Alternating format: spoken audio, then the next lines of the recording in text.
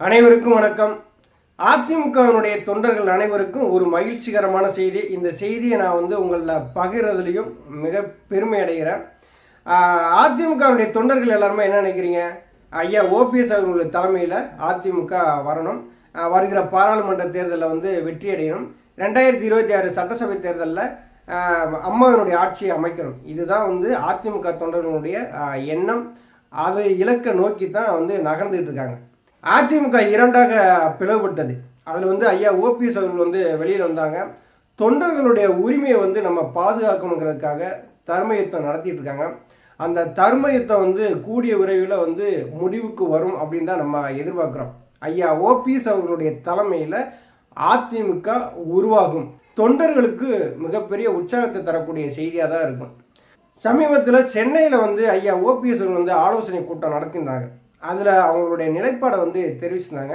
இந்தியாவினுடைய பிரதமராக நரேந்திர மோடி அவர்கள் தான் வர வேண்டும். அந்த நிலைப்பாட்டில் எந்த விதமான மாற்று கருத்தும் கிடையாது.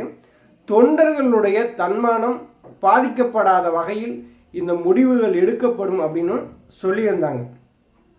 பிஜேபி சமீபத்தில் அண்ணாமலை எண்மண் எண் மக்கள்ங்கிற ஒரு பாத யாத்திரையினுடைய ஒரு நிறைவு விழாவை திருப்பூரில் நடத்தினாங்க. அங்கே நரேந்திர மோடி அவர்களும் கலந்துக்கிட்டாங்க. அங்கே ஐயா ஓபிஎஸ் அவர்களுக்கும் டிடிவி தினகரன் அவர்களுக்கும் அழைப்பு இல்லை. இதை பார்த்த தொண்டர்கள் என்ன பண்ணுறாங்க அப்படின்னாங்க, தானே முன்வந்து ஐயா ஓபிஎஸ் அவர்கள் நரேந்திர மோடி அவர்களை பிரதமராக்குறோம் அப்படின்னு சொல்லியும் பிஜேபி ஐயாவை கண்டுக்கிறல அப்படின்னு சொல்லி அவங்களுடைய ஆதங்கத்தை சமூக வலைதளங்களில் வெளிப்படுத்தினாங்க. பெரும்பாலர் அவங்க மனசுக்குள்ளே இருக்குது. ஐயா ஓபிஎஸ் அவர்கள் நரேந்திர மோடி அவர்கள் தான் பிரதமராக வர வேண்டும் என்ற ஒரு நிலைப்பாட்டை எடுத்தாலுமே தமிழகத்தில் இவருடைய பாரதிய ஜனதா கட்சி ஐயாவை அணுகி ஏன் பேசலை அப்படிங்கிறதும் நமக்கு மிகப்பெரிய வருத்தமாக தான் இருந்தது. பிஜேபியினுடைய கூட்டணி கட்சிகளில் இப்போது இணைஞ்சிருக்கிற ஜான் பாண்டியன், ஏசி சண்முகம், பாரிவேந்தர், இன்னும் ஒரு சில ஜிகே வாசன், இவங்க எல்லாருமே அந்த நிறைவு விழாவுக்கு போயிருந்தாங்க. அப்போ நமக்கு எல்லாமே ஒரு ஆதங்கம் ஏற்பட்டது. என்னடா இது, ஐயா ஓபிஎஸ் அவர்கள் கூப்பிடலையே, நம்ம தான் வழியை போய் நம்ம ஆதரவு கொடுக்குறோமோ அப்படிங்கிற எண்ணமும் ஏற்பட்டது. நேற்று நரேந்திர மோடி அவர்கள் சென்னை வரும்போது கூட நமக்கு அந்த ஆதங்கம் ஏற்பட்டது. என்ன, டிடிவி தினகரனையும் ஐயா ஓபிஎஸ் அவர்களையும் கூப்பிடாம இந்த பாரதிய ஜனதா கட்சி இப்படி ஒரு அவமரியாதை நம்ம செய்கிறாங்களே அப்படின்னு சொல்லிட்டு நமக்கு மிகப்பெரிய கோபம் இருந்தது. இல்லைன்னு ஏதும் சொல்லவே முடியாது, அது எல்லாருக்கும் இருந்தது. ஒரு சராசரி தொண்டனுக்கு வர வேண்டிய கோபம் தான் நமக்கு எல்லாத்துக்குமே வந்தது. இந்த சூழ்நிலையில தான் ஐயா ஓபிஎஸ் அவர்களுடைய முடிவு என்னவாக இருக்கும் அப்படிங்கிறத நம்ம முதல்ல பார்க்கணும்.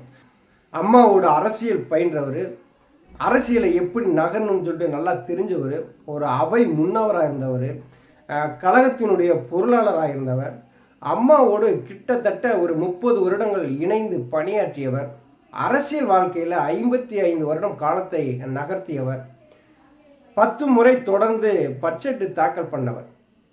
இப்படி அறிவுபூர்வமாக இருக்கக்கூடிய ஐயா ஓபிஎஸ் அவர்கள் தொண்டர்களை என்னைக்குமே கைவிட மாட்டார். அது மட்டும் நமக்கு நல்லா தெரியும்.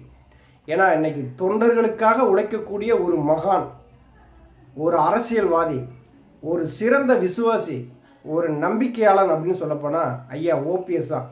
எந்த ஒரு கட்சியிலுமே தொண்டர்களுக்காக இருக்கக்கூடிய கட்சி தலைவர் யாருமே கிடையாது. ஆனால் ஐயா ஒருவர் தான் தொண்டர்களுக்காக வாழக்கூடியவர். அதை நீங்கள் மனசில் புரிஞ்சுக்கணும். ஐயாவுடைய அரசியல் அந்த அனுபவம் இருக்குது பார்த்தீங்களா. 3 முறை முதலமைச்சராக இருந்து அம்மா கூட இருந்து அரசியல் பணி செய்து அரசியல் வியூகங்களை எப்படியெல்லாம் வகுத்திருப்பாருங்கிறது நமக்கு நல்லாவே தெரியும். அந்த அரசியல் அனுபவம் எந்த இடத்திலும் தொண்டர்களை விட்டு கொடுக்காத ஒரு தலைவன் தான் ஐயா ஓபிஎஸ். அவர்களுடைய அரசியல் அனுபவம் கூடிய விரைவில் ஒன்றிணைந்த அதிமுகவா உருவாகும் அப்படிங்கிறதுல ஒரு நம்பிக்கை இருக்குது. அதை இல்லைன்னு சொல்ல முடியாது. ஏன்னா ஐயாவுடைய நிலைப்பாடு அதை நோக்கி தான் நகர்ந்துட்டு இருக்கு. தொண்டர்கள் எல்லாத்துக்குமே ஒரு கோபம் இருக்கலாம். அம்மா ஐயாவை நேசிக்கிறவங்க, நம்பிக்கை இருக்கிறவங்க, விசுவாசமாக இருக்கிறவங்க எல்லாத்துக்கும் ஒரு கோபம் இருக்கலாம். ஐயாவை ஒருத்தரும் கண்டுக்கிறலே அப்படின்ட்டு. ஆனால் ஐயாவுடைய அரசியல் வியூகம், அரசியல் ஆட்டம் ஆரம்பிச்சிருச்சுன்னு தான் நம்ம சொல்லலாம். இந்த அரசியல் வியூகத்தை ஐயா ஓபிஎஸ் அவர்கள் எந்த நிலைமைக்கு கொண்டு வராங்கிறத தொண்டர்கள் நீங்கள் உன்னிப்பாக கவனிப்பீங்க. ஒவ்வொரு நாளும் நல்ல செய்திகள் வந்து கொண்டே இருக்கும். 2026 ஐயா ஓபிஎஸ் அவர்களுடைய தலைமையில் அம்மாவினுடைய ஆட்சி தமிழகத்தில் அமையுங்கிற நம்பிக்கை இப்போ எல்லார்ட்டையும் வந்துருச்சு. தொண்டர்களும் உழைக்கிறதுக்கு தயாராக இருந்தால் போதும், ஐயா ஓபிஎஸ் அவர்களை 2026 அரசியல் அந்த அரியாசனத்தில், அந்த முதலமைச்சருங்கிற அந்த அரியாசனத்தில் அமர வைக்கலாம். நம்ம பிஜேபி நம்ம குறை சொல்லி எந்த பயனும் கிடையாது.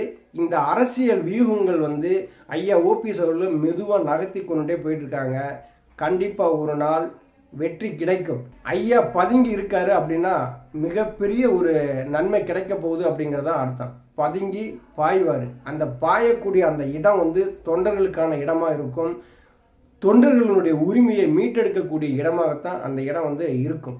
தொண்டர்களுடைய விருப்பம் என்னவா இருக்கும் அப்படின்னா, ஐயா ஓபிஎஸ் அவர்களுடைய தலைமையில் அதிமுக வரணும்.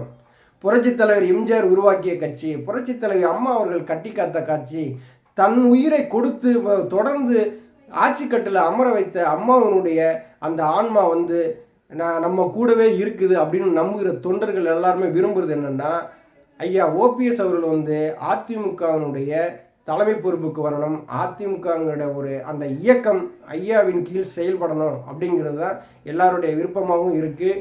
அந்த விருப்பத்தை எந்த விதத்திலும் ஐயா நிறைவேற்றுவார். நான் மீண்டும் சொல்கிற மாதிரி தான், தொண்டர்களை எப்போதும் கைவிடாத ஒரே தலைவன், அரசியல் தலைவன், ஒரு நம்பிக்கையான தலைவன், ஒரு விசுவாசத்துக்குரிய தலைவன் அப்படின்னு பார்த்தீங்கன்னா ஐயா ஓபிஎஸ் அவர்கள் மட்டுமே. நன்றி, வணக்கம்.